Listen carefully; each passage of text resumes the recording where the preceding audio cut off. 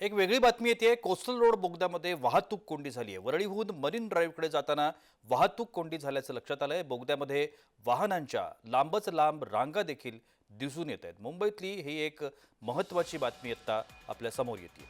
Coastal road बोगद्यामध्ये वाहतूक कोंडी झाली आहे आणि या वाहतुकीचा त्रास या संपूर्ण प्रवाशांना करावा लागतोय। आपण अधिक माहिती घेऊया। आमचे प्रतिनिधी अनिल सावरे आता माझ्यासोबत दूरध्वनीवरून जोडले गेलेले आहेत। अनिल, एकूणच ही वाहतूक कोंडी झाली आहे कोस्टल रोडच्या बोगद्यामध्ये, अधिक काय माहिती आहे?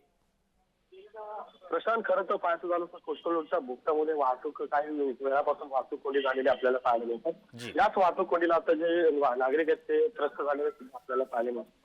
मात्र वरळी ते मरीन ड्राईव्हच्या दिशेने जाणाऱ्या मार्गावर ही वाहतूक कोंडी झालेली। याच वाहतूक कोंडीला जे आपण पाहू शकतो, वाहतूक कोंडी झाल्यानंतर जे नागरिक आहेत ते बोगद्यातून उतरून स्वतः व्हिडिओ बनवताना आपल्याला पाहायला मिळतात।